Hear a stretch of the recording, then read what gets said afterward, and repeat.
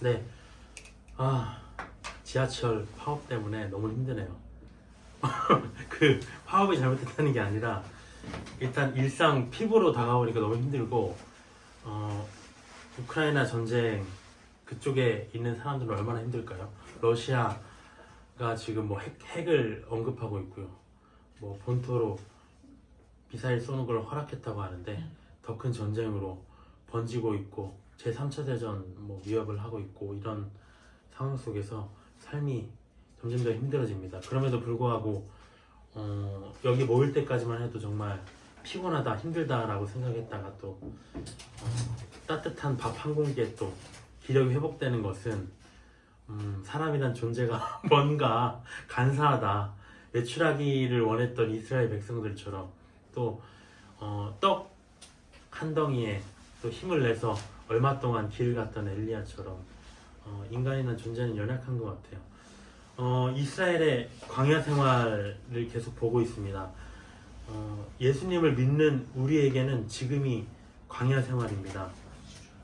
우리가 예수님을 믿고 가나안 땅이라는 천국은 보장되어 있어요. 근데 우리가 육신을 이제 벗기까지, 그곳에 이르기까지 그 기간 동안의 삶은 척박한 생활이라는 거죠. 모든 게 힘들고 부족하고 불만족스럽고 괴롭고 지치는 삶이 바로 크리스천의 삶이고 모든 육신의 인생들의 삶입니다. 근데 그러한 척박한 생활이잖아요. 그래서 하나님이, 제가 하나님이라면 감히 이렇게 하실 것 같아요. 이 광야 생활이 힘들기 때문에 너희들은 여기서 어떻게 살든지 나만 믿으면 내가 다 해결해 줄게 라고 하실 것 같아요. 근데 그러지 않는다는 거죠. 너희가 척박한 광야를 지나고 있으니까 니네 멋대로 살아가라, 그렇게 안 하신다는 겁니다.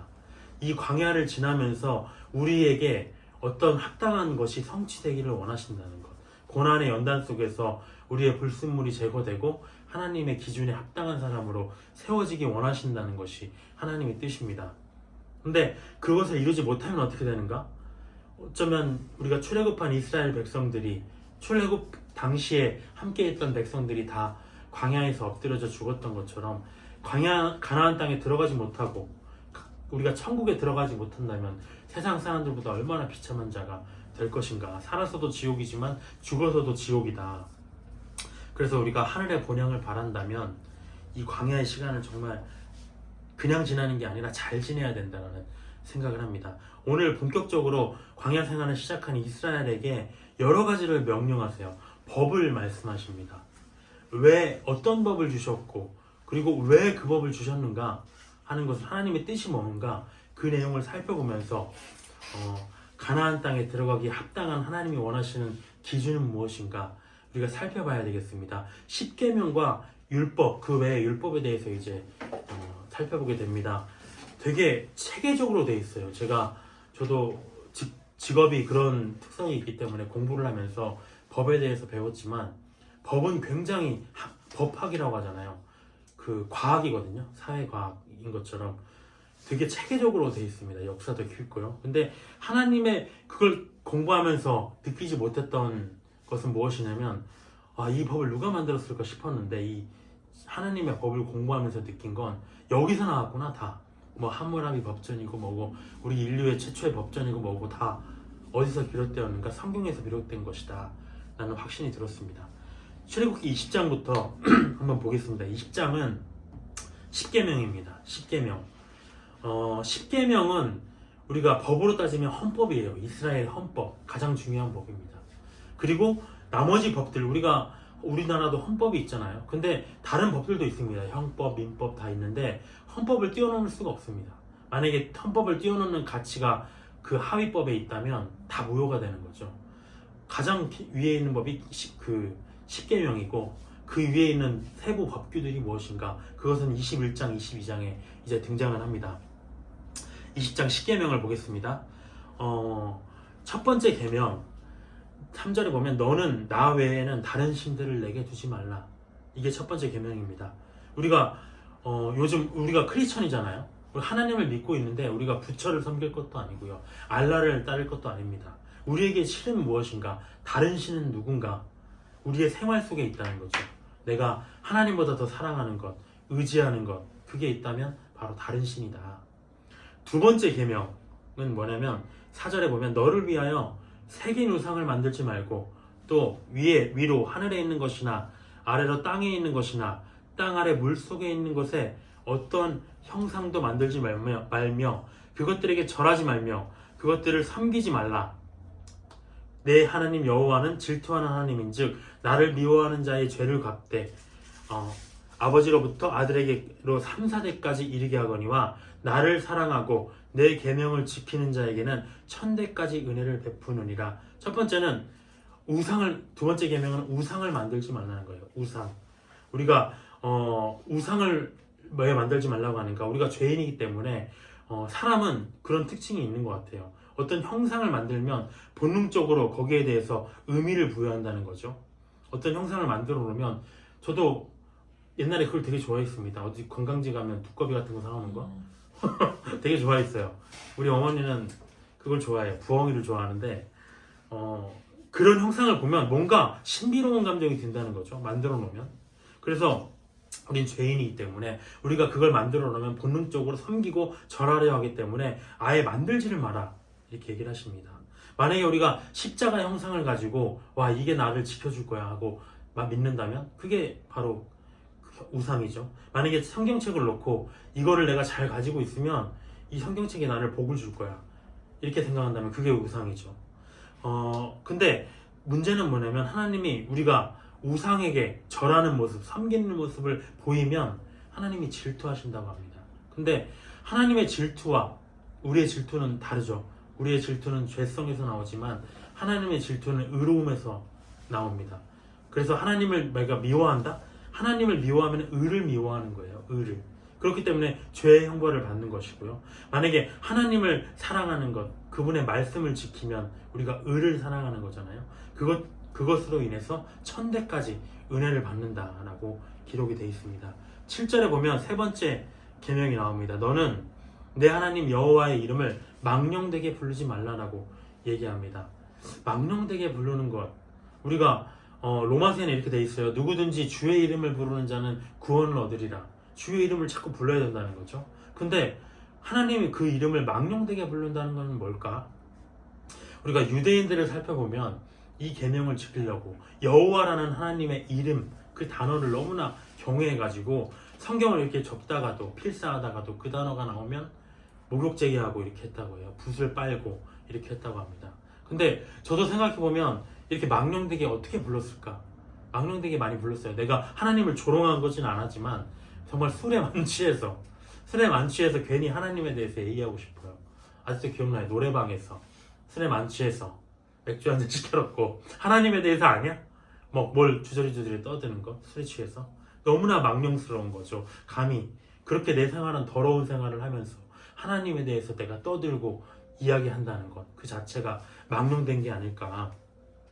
근데 우리가 이렇게 된 이유는 무엇인가? 사실 예수님 때문이에요. 예수님으로 인해서 하나님과의 거리가 아버지와 아들의 관계가 되다 보니까 우리는 사실 가깝게 느껴진다는 거죠. 그렇지만 우리가 하나님에 대해서 두렵고 떨리는 경외하는 마음, 그 마음만은 잊어서는 안 된다. 물론 그분이 우리와 친밀한 분이시지만 예수님으로 인해서. 8절에 보면 네 번째 계명입니다. 안식일을 기억하여 거룩하게 지키라. 우리가 어떤 설명을 하면서 절수가 많이 기록되어 있으면 중요한 것 같아요. 안식일은 엿새 동안은 힘써 모든 일을 행할 것이나 힘써 행하라고 하네요. 힘드네요. 대충 하고 싶은데 힘써 해야 돼요. 10절 일곱째 날은 내 하나님 여호와의 안식일인즉 너나 내 아들이나 딸이나 남종이나 모든 것들이 아무것도 하지 말라. 11절에 엿새 동안에 하나님이 천지를 창조하시고 일곱째 날에 쉬었기 때문에 라고 얘기를 하십니다. 근데 안식일을 지키라고 하시면서 첫 번째 8절에 보면 먼저 기억하라고 그래요. 기억하라고. 이게 왜 기억하라고 하는가? 우리가 크리스천의 삶의 패턴은 뭐냐면 주일을 중심으로 사실 이루어져야 되는 거거든요. 우리의 일정을 짤 때도 이 주일은 피해야 돼. 내가 어떤 명절에 걸려도 이 주일은 내가 빼고 생각을 해야 되는 거죠. 그날은 내가 하나님께 드리기로 작정을 하고 나머지 일정을 짜야 되는 겁니다. 근데 우리가 반대로 어떻게 생각하느냐? 내 일정을 짜다가 주일이 걸리면 그냥 가는 거고 만약에 주일에 무슨 일이 있으면 못 가는 거다 이렇게 생각한다는 거죠. 근데 안식일을 계속 기억해야 된다 라고 얘기하십니다. 두 번째는 거룩하게 지키라고 해요. 그냥 지키는 게 아니라 이걸 뭐냐면 아무것도 안 하고 지키는 게 아닙니다. 육신이 그냥 쉬라는 말이 아니라 거룩하게 하나님을 예배하는 일이 바로 거룩한 일이잖아요. 영적인 일을 하면서 네가 안식일을 지켜야 된다는 겁니다. 아무것도 안 하는 게 아니라 두 가지를 명령하셨습니다. 근데 특별히 거룩하게 지키라는 것, 그래서 우리가 주일에는 특별히 더 주의해야 될 것 같아요. 주일에는 더욱더 죄와 연루되지 않도록, 어떠한 일에도 엮이지 않도록. 근데 꼭 주일에 일이 터지죠. 이렇게 우리가 여기까지 본 것, 1계명부터 4계명까지가 하나님과의 관계에 대한 내용을 담았습니다. 나머지 6계명은 무엇인가? 사람과의 관계에 대해서 언급을 합니다. 12절에 보면 내 부모를 공경해라라고 해요. 우리가 가장 못하고 있는 것 아닐까 싶어요. 공경이라는 것은 존경의 의미를 포함하고 있다고 합니다. 그러니까 존경할 것이 없어도 해야 된다는 거죠. 에베소서에서는 부모를 공경하라고 얘기를 하면서 뭐라고 하냐면 약속 있는 첫 계명이다 그래요. 이게 무슨 말이냐? 지금까지 우리가 4계명을 보면서는 하나님이 이거 지키면 어떻게 해줄게 이렇게 약속 안 하셨어요. 어떤 약속을 안 했어요. 그냥 무조건 지켜 이렇게 했는데 여기 이 계명에 대해서는 특별히 네가 이걸 지키면 내가 뭘 약속해 줄게 이렇게 얘기를 하시는 게 바로 약속 있는 첫 계명이라고 하신 겁니다. 어떤 약속? 이 땅에서 잘되고 장수하게 한다. 장수하는 건 그렇게 바라는 사람이 없는 것 같아요. 하지만 잘 되는 건 좀 바라는 것 같아요. 너무 못 살면 힘들어. 못 살면. 그래서 그만큼 중요하다. 우리가 하지만 그럼에도 불구하고 가장 잘못 지키는 계명 같아요. 근데 많은 여러 가지 논란이 있죠. 우리가 뭐라고 했냐? 예수님이 또 이렇게 하셨어요. 부모까지도 네가 버리지 못하면 능히 나의 제자가 못 된다 이렇게 얘기하셨거든요. 근데 막 버려버릴 필요는 없어요. 근데 이건 뭘 말하는 거냐? 우선순위를 말하는 거죠.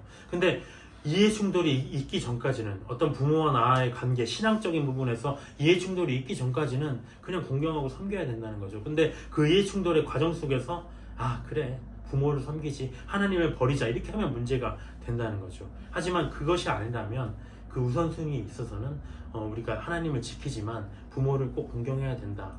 근데 실제로는 예수님도 뭐라고 하셨냐면 고르반이라고 우리가 알고 있죠. 하나님께 내가 예물 드렸으니까 부모에게는 내가 안 해도 된다. 이렇게 하면 잘못된 거다. 또 예수님도 특별하게 하셨어요. 돌아가기 전에 십자가에서 그 제자들을 보시면서 모친에게 말하죠. 제자들에게 말하죠. 너희 어머니다. 이렇게 합니다. 어머니처럼 챙겨주라는 거죠. 너희가. 이렇게 부모에 대해서 또 효도의 본을 보이셨습니다. 13절, 14절에는 두 가지예요. 살인하지 말라, 간음하지 말라. 근데 이게 왜 이렇게 묶었냐면 우리가 예수님에 대해서 얘기를 해보면 예수님께서 이렇게 말씀하셨죠. 너희가 실제로 사람을 죽이는 거, 간음을 하는 거 이런 행위를 안 해도 마음으로만 분노해도 심판을 받을 거야. 또 마음으로만 음욕을 품어도 이미 간음한 거야. 이렇게 얘기하셨습니다. 하나님의 기준이 예수님의 기준이 율법의 기준보다 높다는 거죠. 이렇게 마음의 문제로만 해도 문제가 발생하는 것, 그게 바로 살인과 간음이다. 그래서 분노와 이런 그런 음욕, 음행 이런 부분들은 마음에서부터 주의를 해야 된다라고 여기서 경고를 하셨습니다. 예수님께서는 15절에 보면 도둑질하지 말라, 16절에 이웃에 대하여 거짓 증거하지 말라, 17절에 내 이웃의 집을 탐내지 말라, 모든 것을 탐내지 말라고 합니다.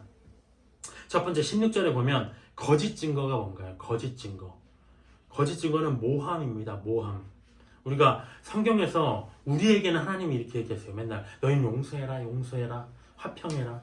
근데 자기는 정작 뭐라고 하시냐면 나는 복수하는 하나님이야. 나는 갚아주는 신원하는 하나님이야. 원수는 갚는 것이 내게 있다라고 하십니다. 하나님은 참지 않으세요. 자기 백성이 억울한 일 당하는 걸 절대 못 참으세요. 근데 만약에 우리가 어떤 형제에 대해서 진실을 알면서 눈 감고 거짓으로 다른 사람을 억울하게 한다? 그건 문제가 있다는 거죠. 그 대표적인 예가 누굽니까? 바로 예수님이잖아요. 예수님이 이러한 계명을 거짓 증거하지 말라는 계명을 유대인들이 받았는데 그들이 이 계명을 지키지 않아서 십자가에서 거짓 증거받고 돌아가셨다는 것. 그래서 이러한 거짓 증거는 굉장히 하지 않는 것이 중요하다. 근데 두 번째는 15절과 17절인데 저는 함께 보고 싶습니다. 15절에는 도둑질하지 말라고 했어요. 근데 17절에는 탐내지 말라라고 하셨다는 거죠. 근데 비슷한 계명 같아요. 우리가 도둑질이라는 건 뭡니까? 탐심이 그냥 실행으로 나온 것. 근데 탐심은 뭐냐? 그냥 아직 마음속에 있는 거예요. 실행은 안 했지만 마음속에 품고 있는 것. 근데 우리가 이 10계명의 율법 중에서 직접적으로 실제 행위가 아니라 우리가 살인이나 뭐 이런 간음이나 다 행위잖아요. 근데 마음의 문제 지적한 거 딱 이거 하나예요. 보이지 않는 마음의 문제에 대해서 너 그거 품지 마 라고 얘기한 건 뭐냐면 이 탐심이라는 겁니다. 마음만으로도 문제다. 왜냐? 이만큼 사람에게 남 탐내는 마음이 위험하다는 거죠. 우리가 남의 돈을 부러워하고요, 남의 집과 차를 부러워하고 남이 가진 것, 남의 행복 부러워하면 이게 다 탐심입니다. 왜 이게 문제인가? 문제가 뭐냐면 필연적으로 나를 돌아보게 됩니다. 아, 나는 안 되네, 나는 불만족스럽네, 나는 없네, 나는 그게 없네, 원망스럽네, 불평, 이게 필연적으로 나오게 돼 있어요. 그렇기 때문에 성경은 이 대신에 뭐라고 하느냐? 항상 자족해라, 감사해라, 만족해라, 부한데도 처하고 가난한데도 처할 줄 알아야 된다. 항상 자족함을 얘기합니다.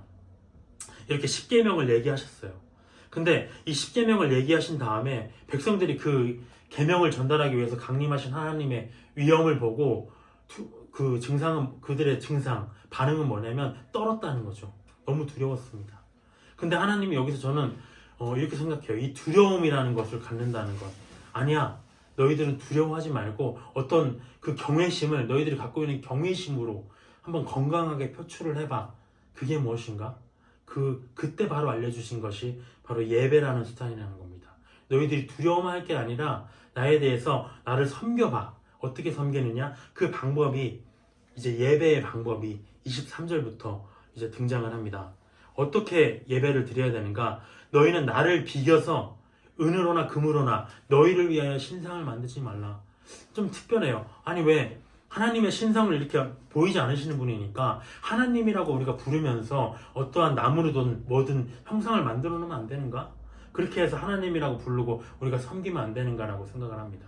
근데 하지 말라고 합니다. 예배할 때의 주의점 첫 번째죠. 신상을 만들지 말라. 나의 신상을 만들지 말라. 왜? 예배의 대상에 관한 겁니다. 이거는. 왜냐면 이것은 우리에게 예배는 누구를 경배해야 되는가라는 것을 하나님이 강조하고 계신 거예요. 나를 경배해야 된다. 너희가 나를 경배하는 것 같지만 신상을 만들어 놓으면 네가 그 신상에 대해서 하나님이라고 부르고 있지만 사실은 너 그 형상의 마음을 뺏길 거야 라고 얘기하신 거죠. 우리에게 적용하다면 어떻게 될까요? 우리가 예배 드릴 때 누구를 주목하고 있는가? 예배를 인도하는 사람인가? 어쩌면 뭐 감동스러운 찬양을 빚어내는 찬양팀에 집중하는가? 찬양팀의 아름다운 음악 조명에 집중하는가? 그게 아니라는 거죠. 그런 건 다 후광이다.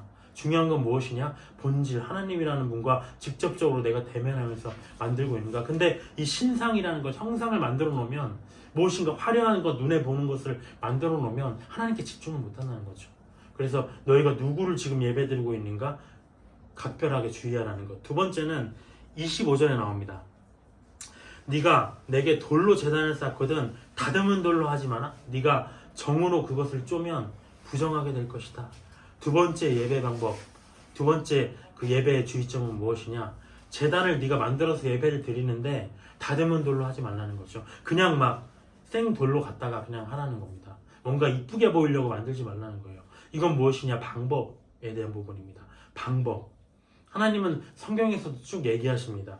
번제의 제사, 내가 수많은 제사, 그거 필요치 않는다. 내가 원하는 제사는 통회하고 상한 심령이다. 마음을 원하신다는 거죠. 또 그래서 우리가 이 형식주의, 형식만 가득 찬 예배, 이렇게 예배만 하다가는 하나님을 못 만날 수 있다. 마당만 밟고 그냥 너 집에 가는 거야. 그 화려한 것만, 겉모습만 따지다가는. 그래서 우리는 어떻게 예배를 드려야 되는가? 방법이 뭐냐면 뭔가 다듬고 형식적으로 겉모습 좋아하게 바리새인들처럼 그렇게 하지 말고 마음을 지금 드려야 된다. 이게 지금 이 책상이 이렇게 돼 있으면 어떻고, 그냥 책상 없이 의자에 그냥 바닥에 걸터 앉아서 드리면 어떨고, 예수님 바울 시대에는 뭐 다 설교 듣다가 떨어져서 죽었잖아요. 그 정도로 그냥 상관없다는 거예요. 물론 편한 게 좋겠죠. 그렇지만 중요한 건 무엇이냐? 그런 형식을 보는 게 아니라 거기 있는 예배자들이 내 말씀에 집중하느냐? 하나님을 느끼고 하나님의 말씀에 집중하느냐? 그러한 방법에 대해서 얘기하신 겁니다. 너무 다듬지 마라. 세 번째, 26절에 보면 하체가 드러나지 말라고 합니다. 제단에 오르는데 내 층계로 제단에 오르지 말라. 근데 그 목적이 무엇이냐면 하체가 드러나니까. 이거는 뭐냐면 예배자에 대한 내용이라는 거죠. 예배자. 하나님 뭐라고 하시냐면 내가 거룩하니 너희도 거룩해야 된다. 그러니까 예배 드리는 자에게 중요한 건 뭐냐면 하나님과 소통하려고 하는 자에게 중요한 거는 정결함이 요구된다는 겁니다. 정결함. 이 거룩함이 없으면 누가 주님께 나와서 예배 드린다 할지라도 주님께서 받지 않으시는 예배가 될 것이다. 그래서 예배 방법과 예배자와 예배 대상이 누군가 확실히 알고 예배를 드려야 된다 라고 이렇게 얘기를 하십니다. 이제 21절부터는 구체적인 문제들이에요. 우리가 이 내용들을 살펴보면서 아니 우리가 지금 이 법을 따를 것도 아닌데 왜 살펴보는가? 하지만 깊게 살펴보진 않아도 내용들을 흥미롭게 봐야 될 필요가 있는 것 같아요. 이게 체계적으로 짜여 있다는 거죠. 종과 사람과 가축에 관한 법을 얘기합니다. 21절에는. 근데 이 세 부류를 보면 다 호흡하는 넷빛인데 신분이 느껴지죠. 종이 있고요. 아니, 사람과 가축인 우리가 알겠어. 근데 종이라는 신분이 있습니다. 거의 사람도 아닌 것이 가축도 아닌 것이 그 중간에 있는 존재라는 것. 2절에 보면 첫 번째 1절부터 11절까지는 종의 해방에 관한 내용이에요. 종부터 등장을 합니다. 2절에 보면 네가 히브리 종을 사면 그는 6해 동안 섬길 것이요 7째 해에는 몸값을 물지 말고 나가 자유인이 될 것이라. 그러니까 첫 번째 원칙은 뭐냐면 종을 사면 7년째는 해방을 시켜야 된다. 하나님은 종의 해방에 대해서 관심이 많으시거든요. 왜? 이스라엘도 노예에서 해방시키셨고 우리도 죄에서 해방시키셨고 노예 생활에서 해방시키시는 것 자유의 하나님이시거든요. 그렇기 때문에 첫 번째로 주시는 이 율법은 무엇이냐면 종은 반드시 때가 되면 자유롭게 해야 된다는 겁니다. 사람이 사람을 영원히 종으로 삼을 수 없다. 근데 이 뒤의 내용들은 다 여기에 대한 파생되는 내용들입니다. 제가 정리를 하고 나갈 테니까 눈으로 보시고 넘어가면 될 것 같아요. 우리가 3절에 오면 그 3절부터 6절까지는 뭐냐면 남종이라고 특별히 언급이 됩니다. 남종의 가족이 있을 때 그 종이 해방이 돼야 되는데 가족이 있을 때는 어떻게 하느냐? 3절에 보면 이런 겁니다. 장가를 들었어요. 내가 종에 들어와서 내가 종이든 왕가랑 왕족이랑 그 살림을 차리진 않았겠죠. 종이 마음에 들어서 종과 사귀어서 결혼을 했어요. 근데 나중에 해방될 때 어떻게 되는가? 한 몸이기 때문에 같이 해방돼야 된다는 거죠. 근데 특별한 건 뭐냐면 4절에 보면 다만 내가 스스로 자유연애한 게 아니라 상전이 너 얘랑 결혼해가지고 그 이어진 커플이라면 함께 해방되면 못 된다는 거죠. 왜냐면 여자 아내와 처자는 상전에게 속해 있다.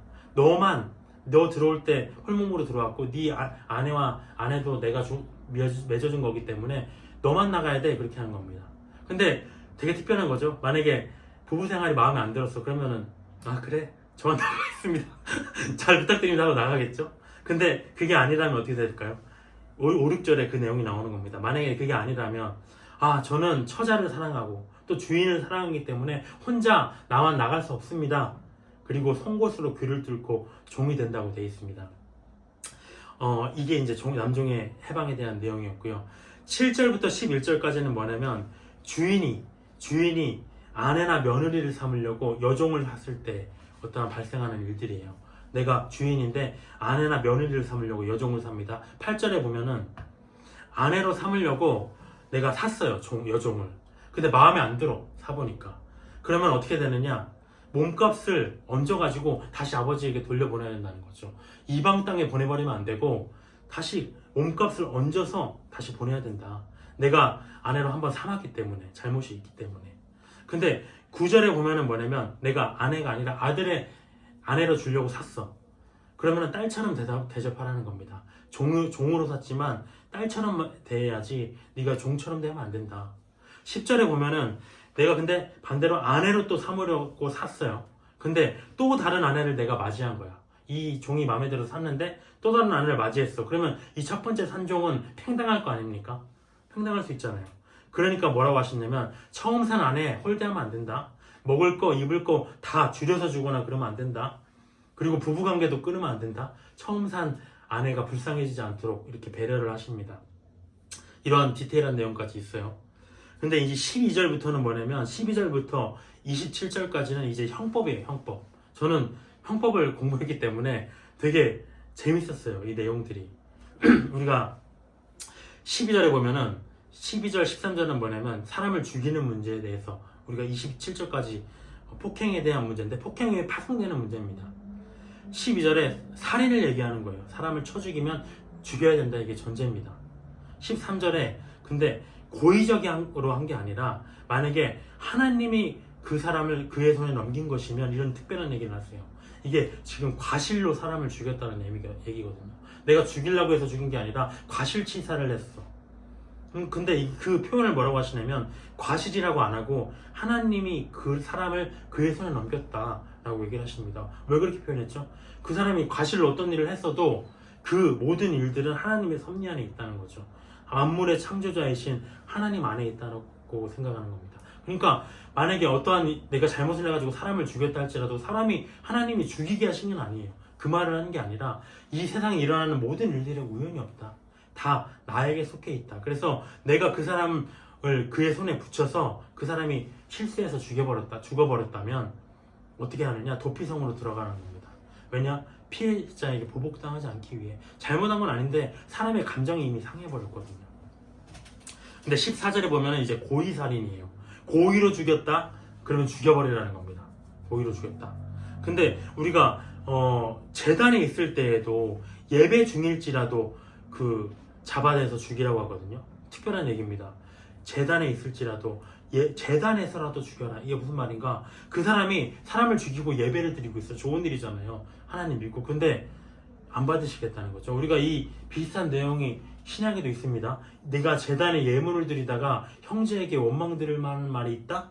그러면은 이거 예물을 재단에 두고 화평하고 와라. 너 지금 형제와의 문제가 있는데 하나님 사랑한다고 여기 와 있느냐? 위선이라는 거죠, 지금. 그래서 그 재단에서라도 잡아내서 죽여버려라. 대가를 치르게 해라. 라고 얘기하십니다. 15절에 보면 이제 존속 폭행이에요. 아버지나 어머니를 치는 자, 죽이라는 거죠. 16절에는 납치입니다. 납치하면 죽여라. 17절에 보면 근데 어머니나 아버지는 저주만 해도 죽여요. 말로 저주만 해도 죽이게 돼 있습니다. 부모를 공경하라는 말이 굉장히 강력한 거죠. 18절, 19절에는 뭐냐면 이게 서로 싸우는 문제예요. 이건 쌍방폭행, 쌍방상해라고 합니다. 폭행과 상해는 형법이니까 재밌어. 폭행은 뭐냐면 때렸는데 그냥 가볍게 때린 거, 밀친 것도 폭행이에요. 근데 만약에 상해는 뭐냐면 그 사람이 어딘가 장애를 입었어. 그럴 정도로 때린 거. 뭔가 그거는 이제 판사가 판단하겠지만 폭행과 상해의 구분이 있다는 것. 그래서 이런 문제, 돌이나 주먹으로 쳤어? 근데 그가 죽지 않고 자리에 누웠다가 지팡이를 짚고 일어나 걸으면 죽지는 않았습니다. 그가 형벌은 면하되 죽지 않았으니까 손해를 배상해야 된다 라고 얘기합니다. 근데 왜 손해만 배상하느냐? 싸움 문제는 어떻게 되느냐? 서로 과실이 있기 때문에 민사만이 그냥 하라는 거죠. 너희 어차피 서로 때린 거 아니냐? 쌍방폭행에 대해서 지금이랑 굉장히 유사해요. 20절 21절은 뭐냐면 종에 대한 살인입니다. 우리가 아까 얘기했듯이 사람과 가축이 있는데 성경에서는, 구약에서는 또 종이라는 존재가 나와요. 사람도 아닌 것이, 가축도 아닌 것이. 그 종이 사람이 매로 남종과 여종을 쳐서 당장에 죽으면, 그러니까 당장에 이게 살인을 얘기하는 거예요. 근데 당장에 죽었다 그러면 살인이라는 거죠. 너 그러면 어떻게 되느냐? 아무리 네가 종이라도 사람을 죽여? 당장에 네가 죽일 의도를 갖고 지금 얘를 때렸구나. 그럼 인간성을 상실하고 때린 거야. 이거는 과도해. 그래서 살인으로 그냥 취급하신다는 거죠. 근데 아무리 종이라도 그렇게 취급하시지만 반대로 뭐냐면 하루나 이틀을 연명해. 억울한 거죠. 이거는 피해자의 가족으로선 억울할 수 있습니다. 조금 살았어. 그러면은 얘가 이거 바로 죽을 정도는 아니었구나. 그러니까 어쩌다가 때려다 보니까 이렇게 됐구나. 치사예요. 이건 치사. 살인하고 치사는 다릅니다. 살인 의도는 내가 없었는데 많이 때렸더니 결국에는 죽었어. 이렇게 된 거죠. 그러면 재산상 손해로 본다는 거죠. 재산상 손해로. 형벌은 면하겠다. 뒤에 나오지만 그냥 이게 재산상 손해만 배상해야지 형은 부리지 않겠다라고 얘기를 합니다. 22절에 보면은 22절부터 25절까지는 임산부에 대한 내용이에요. 우리가 임산부에 대한 내용은 굉장히 중요해요. 왜냐? 메시아를 낳아야 되거든요. 이스라엘 사람들에게는. 이스라엘 여인에게는 굉장히 중요한 문제이기 때문에 특별히 관리해야 됩니다.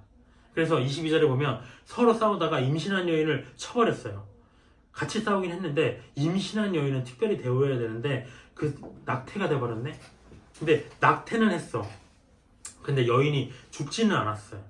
임산부에 대한 폭행만 한 거죠. 그럼 낙태만 되면은 낙태가 되면은 벌금을 가지라고 합니다. 근데 낙태 외에 다른 해가 또 있다 추가적으로. 그러면 그 해만큼 보복하라고 합니다. 낙태만 되면 벌금이고요. 근데 여기서 말하는 24절에 보면 눈에는 눈, 이에는 이, 우리가 너무 많이 얘기하는 거죠. 보복을 얘기할 때. 근데 이 눈에는 눈, 이에는 이가 다른 데서 나오는 게 아니라 이 임산부에 대한 공격에 대한 문제에서 나온다는 거죠. 그만큼 중요하게 생각한 겁니다. 다른 것을 보복하라는 문제가 아니라 임산부를 때렸어? 그래서 해를 입었어? 그러면 이건 눈에는 눈, 이에는 이야. 그렇게 해야 돼. 얘기를 하신 겁니다. 그리고 26절, 27절에는 뭐냐? 이제 아까는 종에 대한 폭행을 얘기했어요. 폭행. 근데 여기서 뭐냐면 중한 폭행. 상해라고 합니다. 상해. 26절, 27절에 보면은 상하게 했다고요. 특별히 눈이 상했다. 눈이 상해버렸다. 눈이 멀어버렸다. 27절에 이가 빠졌다. 근데 이거 지금도 동일하거든요. 우리가 폭행이나 상해나 법 강의로 들어왔어. 구문할 때 어떤 사람이 상해를 입었다는 기준에 중요한 게 뭐냐면 눈이 실명하거나 그 다음에 이가 빠지거나 이거 다 상해예요. 사실 지금 여기서 또 비슷한 것 같아요. 어쨌든 이러한 중한죄를 지면은 해방시켜라. 이게 잘못했기 때문에 얘기를 합니다. 아까는 뭐 손실 보상을 하고 뭐 이런 얘기 했잖아요. 그냥 형 집행을 면제하고 죽지만 않으면 물건으로 취급했는데 이 정도 되면 해방시켜라. 이제 네가 고생 이미 멀어버려 장애자가 됐기 때문에. 그래서 12절부터 27절까지는 뭐냐면 이 범죄 행위의 주체가 누구냐면 사람이에요. 사람, 대상이. 사람을 해롭게 하는 것. 종이든 아니면 사람이든. 그렇기 때문에 이제 형벌로 다스렸다는 거죠. 근데 28절부터 32절까지는 뭐냐면 가축입니다. 동물, 가축이에요. 그래서 이게 사람을 죽였다고 죽인 게 아니라, 가축을 죽였다고 죽인 게 아니라 손해의 문제로 나옵니다. 뭔가를 배상해주고 이런 문제로. 28절부터 보면 28절은 이제 가축으로, 첫 번째 보면 가축이 어떠한 일을 한 거예요. 가축의 관리에 관한 법입니다. 28절부터 32절까지는 가축을 어떻게 관리해야 되는가. 소를 특별히 언급해요. 근데 소가 사람을 죽였네. 사람을 죽여버렸어요. 근데 그러면 어떻게 되느냐. 가축을 죽여야 돼요. 근데 주인은 형벌을 면해야 된다. 왜냐면 내 주인이 죽인 게 아니잖아요. 가축을 사주해서 죽인 게 아니라 가축이는 죽였는데 그럼 가축을 죽여라. 너무 지금도 필요한 법 같아요. 가축이 죽이면 안락사 지금 나오고 있잖아요.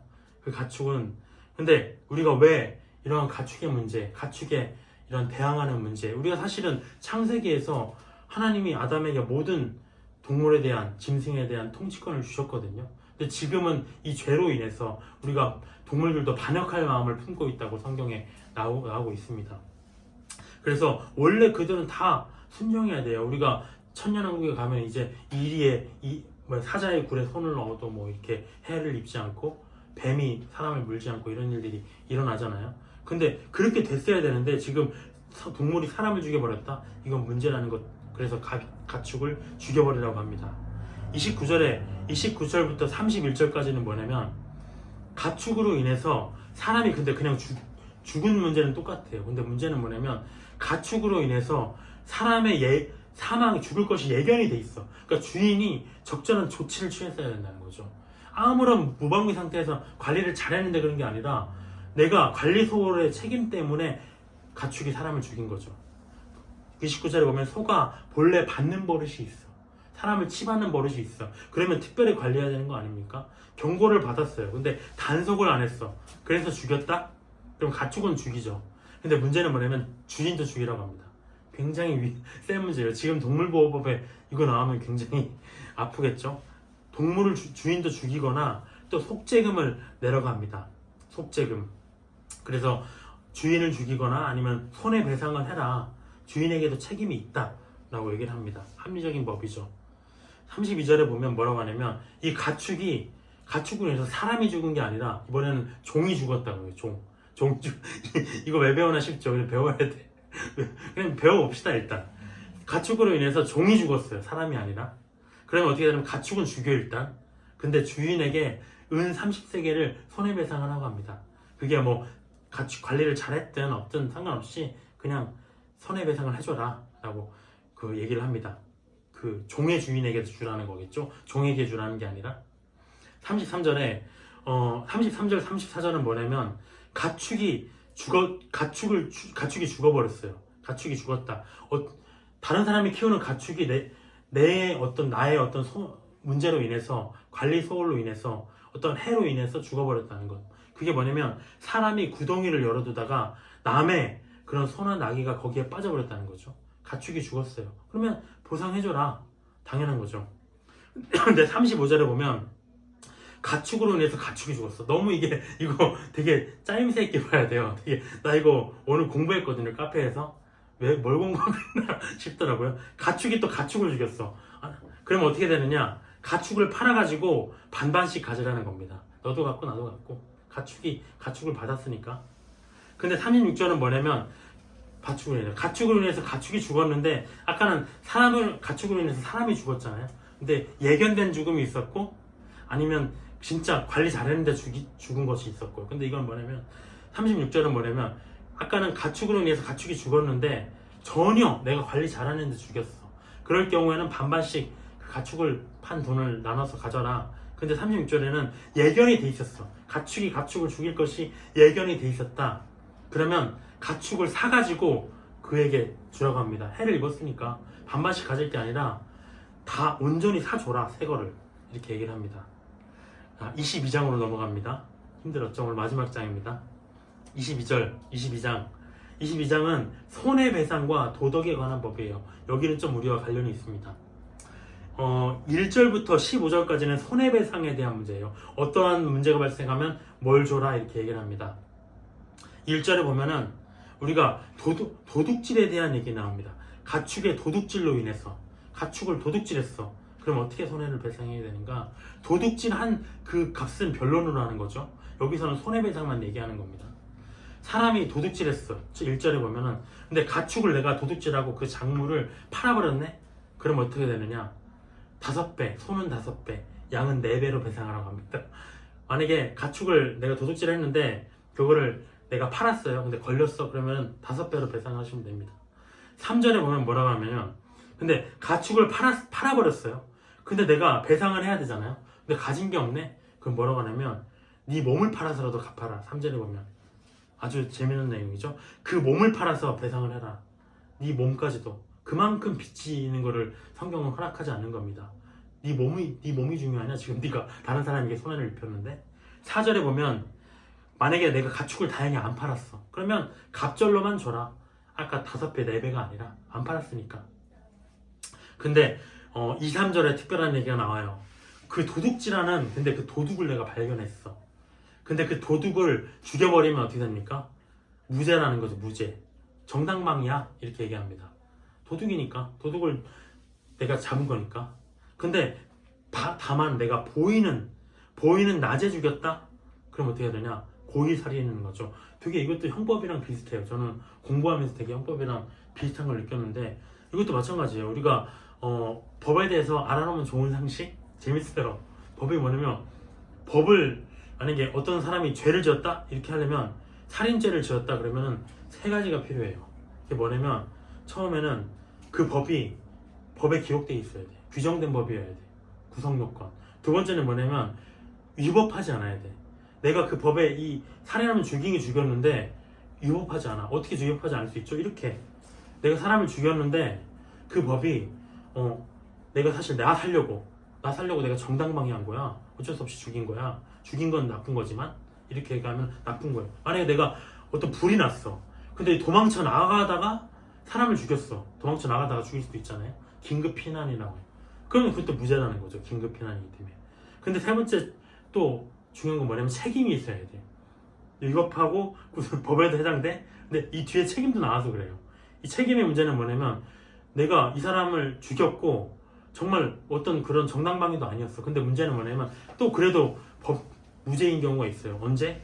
그 죽인 사람이, 행위자가 장애인이야. 심신미약자야. 미성년자야. 그러면 그 사람도 무죄예요. 그러니까 그 단계를 통과해야만, 그러니까 법에 다 지금 있는 거잖아요. 그 단계를 통과해야만 유죄라는 거죠. 여기도 마찬가지로 정당방위네? 근데 낮에 죽이면 왜 고의살인인가? 아니 밤에는 우리가 똑같아요. 정당방위도 무기를 들었는지 뭘 들었는지 몰라요. 바로 그냥 놀래가지고 죽여버릴 수 있잖아요. 근데 낮이면 충분히 판단이 돼. 사람도 많고. 그래서 이건 안 죽일 수도 있잖아. 이성적으로 네가 대응할 수 있는데 과도했어. 아까도 과도한 문제를 얘기했죠. 정도를 넘어섰네? 그럼 싫어한다는 거죠. 아무리 종이라도 네가 그렇게 대했어? 사람을 한 방에 죽을 정도로 때렸어? 그럼 너 죽어야 돼? 이렇게 얘기하시는 것처럼 똑같은 내용입니다. 두 번째는 뭐냐면 5절 6절은 예기치 못했어. 근데 내가 작물을 내가 손해를 끼쳤네. 거기에 대한 배상이 나는 거죠. 5절에 보면은 내 가축이 작물을 먹어버렸어. 그러면은 내 것 중에서 가장 좋은 걸로 배상하라고 합니다. 6절에 보면은 불로 작물을 태웠어요. 근데 남의 밭을 다 홀라당 태워버렸네. 우리가 지금도 그런지 모르겠지만 벌레를 잡기 위해서 또 땅을 비옥게 하려고 이렇게 밭을 태우잖아요. 근데 이 태우다가 남의 작물까지 해를 끼쳤다? 그럼 배상하라는 거죠. 7절 8절 재밌습니다. 7절 8절 보관한 물건에 대한 손해배상이에요. 이거는 내가 보관을 하고 있었는데 어떠한 물건을 내가 잃어버리거나 한 거기에 대한 문제입니다. 7절 8절의 문제는 뭐냐면 내가 어떤 물건을 남의 물건을 보관하고 있었는데 도둑질 당했네? 어떻게 되느냐? 7절에 보면 내가 남의 물건 보관하고 있는데 도둑질한 그 도둑이 잡혔어요. 도둑질 당했는데 그 도둑이 잡혔네? 그럼 도둑이 배상해야죠. 아까 얘기한 대로 도둑이 뭐 다 배상해야 되는 거지. 근데 도둑이 안 잡혔어. 8절에 보면은 도둑이 안 잡히면 어떻게 됩니까? 보관한 자가 네가 횡령한 거 아니야? 이 조사를 받으라는 거죠. 네가 받기로 한 책임이 있잖아. 근데 왜 너 이거 잃어버렸다고 했어? 아닐 수도 있잖아요. 그렇기 때문에 네가 재판장 앞에서 조사를 받아야 된다는 겁니다. 정말 왠지 어떠한 사건에 대하여 어떠한 그 영감이 좀 오는 것 같아요. 9절에 보면은 그 분실물에 대한 이거는 이제 분실물이 생겼는데 네 거나 내 거나 할 수 있잖아요. 네 거나 내 거냐 어떤 이런 문제에 대해서 이게 내 겁니다 저 겁니다 이런 문제가 생기면 양편이 재판장 앞에 나가서 가서 재판장이 그 판결을 내리라는 겁니다. 소유권 분쟁에 대한 문쟁이죠. 그래서 판결을 받아서 야 이거 네 거잖아. 근데 네 거 아니잖아. 이렇게 판결이 나오면 네 거 아니잖아 한 사람은 그 사람이 배상해줘야 된다는 거죠. 잃어버린 거에 대해서. 그 10절 11절은 뭐냐면 내가 보관했던 가축에 대한 손해배상입니다. 근데 10절 11절은 죽거나 내가 보관하던 그 가축이 도둑 맞은 게 아니라 죽거나 상하거나 없어졌어요. 그러니까 도둑질 했으면 아까 말했듯이 그 규정으로 가야 되는 거예요. 도둑질을 목격한 사람이 있으면 그렇게 도둑이 갚고 없으면 재판장이 판결을 하고. 근데 여기서 말하는 거는 없어졌어. 도둑은 당하지 않았는데 도둑질이라는 걸 목격한 증인이 없어요. 그냥 없어졌어. 상했어. 죽었어. 그러면은 내가 하나님 앞에 나 도둑질 안 했습니다. 맹세를 하고 배상을 안 해도 된다는 거죠. 내가 비록 책임에 대한 문제는 있지만 내가 없어졌습니다. 내가 잘못한 게 아니라 그냥 없어져 버렸어요. 어떻게? 그래서 하나님 앞에 맹세하라는 것. 근데 12절에 보면은 만일 자기에게서 도둑 맞았으면 임자에게 배상하라 라고 합니다. 근데 이거는 뭐냐면 도둑을 맞았는데 도둑을 목격한 증인이 있을 때예요. 아까는 도둑이 잡혔으면 도둑에게 책임져라. 근데 도둑질을 아까 그 직전에 본 건 뭐냐면 도둑질을 당했는지 증인 몰라요. 없어졌어 그냥. 여기서 뭐냐면 도둑질을 목격한 증인은 있어. 근데 도둑이 안 잡혔어. 그때는 어떻게 되느냐? 맡은 자가 배상을 하는 거죠. 이거는 뭐 내가 없어졌습니다 이렇게 할 게 아니라 도둑질 당했다. 사람들이 도둑질 당했던데요. 그러면 네가 배상을 하는 거죠. 왜? 책임이 있다. 관리 소홀이 있다. 왜? 아까는 배상하지 말라고 했느냐? 사실 어떻게 되는지 몰라요. 사회를. 그렇기 때문에 배상 안 해도 되지만 이번에는 도둑 맞았다는 건 도둑 맞을 정도로 관리를 잘 못했다는 거잖아요. 근데 이런 문제에 대해서 왜 강조하는가? 우리가 청지기에 대해서 얘기를 합니다. 신약에서 주인의 소유를 맡아서 관리하는 자죠. 성경에는 청지기가 엄청 많이 등장해요. 근데 베드로전서 4장 10절에는 뭐라고 되어 있냐면 교회 안에서 은사를 받은 대로 청지기 같이 봉사해라 합니다. 청지기. 내 것이 아니라 남의 것을 가지고 내가 섬기는 자처럼 다 남에게 주면서 책임감을 가지고 섬기라는 거죠. 누가복음 12장에 이렇게 돼 있어요. 하나님의 집 사람들을 맡아서 때를 따라 양식을 나눠주는 진실한 청지기처럼 일해라 라고 합니다. 사역자에게 청지기가 되라는 거죠. 신실하게 일하는 겁니다. 책임감을 얘기하는 겁니다. 근데 책임과 충성을 가져야 할 이 청지기가 맡은 자가 그 본분을 못했다? 그것이 목격자로서 증인이 됐다? 그러면 배상해야 된다는 겁니다. 13절에 보면 근데 맹수에 찢겼어요. 별의별 게 다 나와. 내가 그냥 잃어버린 게 아니라 맹수가 찢어버렸네. 그럼 뭐라고 하냐면 배상하지 말라고 합니다. 왜? 불가항력이에요. 나도 내 목숨은 귀하기 때문에 그거를 내가 책임은 지고 싶지만 맹수가 와서 찢어버리는 바람에 내가 어떻게 할 수가 없잖아요. 그거를. 불가항력이에요. 그것도. 그러니까 배상 안 해도 된다 라고 얘기를 합니다. 근데 14절에 보면 정말 잔인해요. 근데 네가 그 맹수에 찢긴 게 관리를 소홀했어. 그것도 소홀할 수가 있잖아요. 예를 들어서 맹수가 많이 출몰하는 지역이에요. 근데 여기 줄타리를 잘 쳐놓고 이렇게 뭐 그런 더 대비를 해야 되는 거잖아요. 근데 안 했어. 그래서 찢겨 죽였어. 그런 경우에는 네가 책임져야 된다. 그러니까 책임이 있는 경우에는 책임을 져야 되는데 불가항력을 받으시진 않겠다라고 하나님 얘기를 하신 겁니다. 근데 재밌는 건 뭐냐면 15절에 보면 야 근데 이 법은 뭐냐면 세낸 것도 그렇게 해야 된다. 그러니까 우리가 맡은 것뿐만 아니라 내가 돈을 주고 렌탈한 거 있잖아요. 렌탈한 법에도 이 법이 적용된다는 거죠. 렌탈을 내가 했는데 그럼 남의 거잖아요. 근데 거기서 내가 돈을 주고 내가 대여료를 쓰고 있지만 어떤 그런 식으로 맹수가 찢어서 죽였거나 그런 일이 발생하면 내가 돈을 주고 뭐 하던가 배상하지 않던가 이런 문제 똑같이 적용된다는 겁니다. 마지막 16절부터 31절까지 뭐냐면 도덕에 가는 거예요. 요건 조금 이제 볼만합니다. 16절 17절은 뭐냐면 사람이 약혼하지 않은 처녀를 꿰어서 동침했다. 처녀의 순결을 지금 빼앗은 거예요. 그러면 어떻게 되느냐? 우리가 순결을 상실한 신부 쓸 수 있습니까? 이제 못 써요. 아무도 누가 데려가요 그 신부를. 그 예수님도 그 이스라엘도 마찬가지로 하나님께 순결을 잃어서 그들이 버림받았잖아요.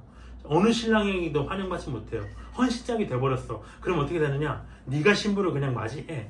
안 그러면은 금전으로 배상해야 된다. 그거 먹고 살아야 할 거 아니냐. 이제는 남편도 없는데. 두 번째 18절에 너는 무당을 살려두지 말라라 합니다. 무당.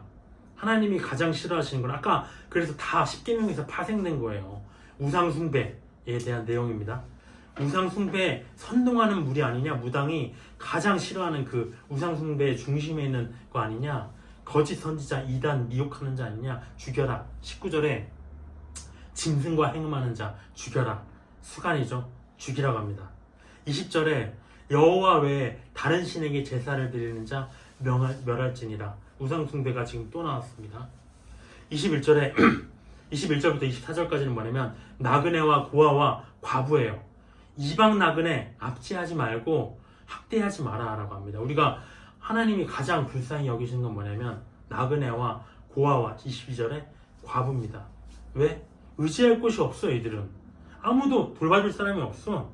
나그네 이방 땅에 우리가 외국에 나가도 정말 마음이 불안한데 아무도 돌봐줄 곳 없는데 가뜩이나 살게 힘든데 더 학대를 해?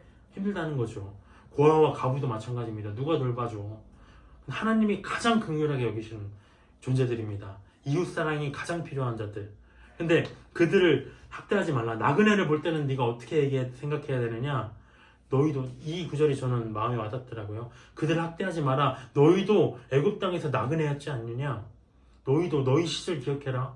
근데 너희 옛날 시절 잊어버리고 이 구절은 또 어떻게 다가올 수 있을까요? 우리가 어떤 죄 속에 있는 자들, 노예 생활 속에 있는 자들, 그런 자들을 볼 때 우리의 과거도 그러했잖아요. 근데 그런 자들을 보면서 우리의 과거는 있고 아, 저 사람들 좀 문제 있네? 라고 비난하는 것조차도 그럴 수 있잖아요. 두 번째, 고아와 과부 해롭게 하지 마라. 문제가 뭐냐면 그들이 어떤 사람에게 압제를 받아가지고 내가 저 사람 때문에 내가 힘듭니다 라고 부르짖으면 내가 너희들을 과부와 고아로 만들어 버린다고 합니다. 보복하신 하나님, 신원하신 하나님, 강력한 경고죠. 가그네와 고아와 과부는 건드시면 됩니다. 사랑으로 대해줘야 됩니다. 반드시. 25절부터 27절도 마찬가지로 불쌍한 자인데 가난한 자를 박대하는 문제예요. 가난한 자. 돈을 꾸어주면 채권자같이 하지 말라고 합니다. 25절에 보면 채권자같이. 어떻게 하는 게 채권자같이 하는 걸까요? 빨리 갚으라고 인신모욕하는 거. 나 장난치냐? 재촉하고 협박하는 거죠. 그렇게 하지 말라는 겁니다. 근데 요즘에는 그런 말이 있어요. 빌려줄 때는 서서 빌려주고 우리가 받을 때는 엎드려서 받는다. 빌려준 사람이 더 의리야. 요즘에는. 어쨌든 간에. 그리고 두 번째는 뭐냐면 전당을 잡았어. 뭐 그 사람의 안 갚아서 차압을 줄 수는 있지. 근데 그 사람의 마지막 생계, 옷 한 조각까지는 남겨둬라. 먹고 는 사람 옷은 창피한 거는 가려야 될 거 아니냐. 그 수치심까지 만약에 가려주지 않으면 그 사람 죽을 수도 있다. 마지막 기본권은 우리가 챙겨줘야 된다. 그러니까 어떤 상황 속에서도 그러한 과도한 자비를 잃지는 마라. 왜냐면 이렇게 해야 되는 이유는 무엇이냐? 하나님이 자비의 하나님이기 때문에 라고 얘기하십니다. 나는 자비로운 자기 때문에, 우리가 섬기는 하나님이 자비로운 하나님이기 때문에 우리도 자비를 베풀어야 된다. 어떠한 일을 공의롭게 해결할지라도. 28절에 보면 재판장을 모독하는 문제, 지도자를 저주하는 문제에 대해서 나옵니다. 우리가 모든 권세는 하나님께로부터 나온다. 로마서에 돼 있죠. 그래서 권세 있는 모든 자에게 복종하라고 합니다. 재판장이 재판을 잘못했다고 저 사람 문제 있네. 백성의 지도자가 어떤 지도를 잘못한다고 저주를 했다는 것, 그렇게 하지 말라는 거죠. 29절 30절 너는 네가 출산한 것과 짜낸 집, 그러니까 하나님께 바칠 것을 나에게 줘야 되는데 더디하지 말라고 합니다. 이런 문제도 우리가 정말 많이 있죠. 하나님의 축복으로 다 얻은 소유잖아요. 근데 막상 그걸 실제로 바치려고 할 때 막 주긴 줄 거야 결국에는 내가. 근데 뭐 오늘 주고요, 내일 줄까? 뭐 이렇게 더디한다는 거죠. 본전이 생각나기 때문에, 아깝기 때문에. 근데 그러지 말라, 바로 줘야 된다 라고 얘기합니다. 근데 단 하나, 갓 태어난 가축, 우리가 초태생은 다 내 거다라고 하셨지만 갓 태어난 가축은 바로 안 줘도 된다. 8일 정도는 놔둬라. 왜? 어미와 그 자식에게 생리별을 해야 되잖아요. 살아있는 그도 내핏인데 그들에게 고통을 주지 않기 위해서 그래도 정붙일 정도는 놔둬라. 자비의 하나님이시죠. 그러니까 정말 이런 것까지 31절까지 그러니까 30절 이거 보면 그 생각나요. 우리가 그 니느웨를 죽이실 때 거기에는 그 가축도 정말 많다. 내가 그 사람들 죽여야 되겠느냐라고 요나에게 말씀하셨잖아요. 짐승조차도 어쨌든 간에 하나님이 사랑하신다는 거죠. 31절에 너희는 내게 거룩한 사람이 될지니 들에서 짐승에게 찢긴 동물의 고기를 먹지 말고 그것을 개에게 던질지니라. 짐승에게 찢긴 고기 먹지 말라고 합니다. 뭐 지금 우리에게 이게 직관적으로 해당될 수는 없겠죠. 물론 뭐 짐승에게 찢긴 고기 먹을 필요는 없겠지만, 근데 뭐 이 뜻은 지금 우리에게 구별된 것을 먹어야 된다는 거죠. 하나님의 백성은 아무거나 막 먹어서는 안 된다. 우리에게 적용하면 뭐 입으로 들어가는 음식의 문제가 아니라 영적인 것, 하나님의 말씀을, 순전한 말씀을 먹을 것이냐, 아니면 아무거나 혼탁한 것, 정말 찢기고 밝아진 것, 이런 것들을 먹을 것이냐 얘기하는 겁니다. 정말 긴 율법을 한꺼번에 끝냈습니다. 다음 시간에는 이제 다시 정상으로 돌아와요.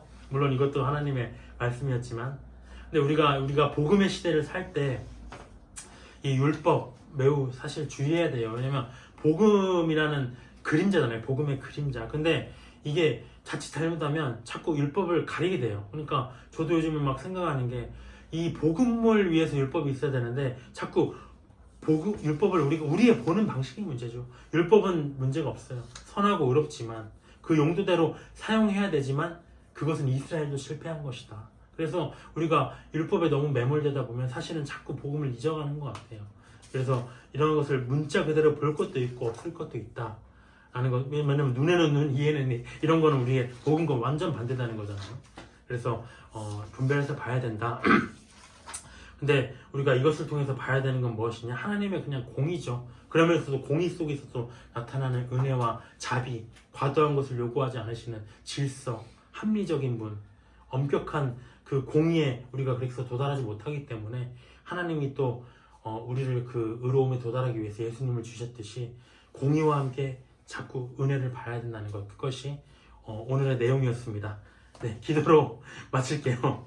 법 강의를 한 것 같네요. 네. 주님 감사합니다. 모든 것이 주님의 좋은 말씀입니다. 세상을 살아가는 것, 이 모든 것들이 주님의 은혜입니다. 하지만 법대로 살아가야 되겠습니다. 우리가 법대로 살지 못하여서 사망에 매인바 되었고 죽음의 형벌을 선고받았으나 주님이 오직 우리를 긍휼히 여기사 예수 그리스도를 보내셔서 우리를 구원하셨습니다. 율법을 볼 때마다 더욱더 예수님의 은혜가 생각나게 하시고 주님의 엄격하신 공의와 그런 사망의 선고를 볼 때마다 예수님의 사랑과 은혜를 더욱더 체감하는 시간을 되게 하여 주시옵소서. 이 시간을 감사드리며 예수님의 이름으로 기도드렸습니다. 아멘.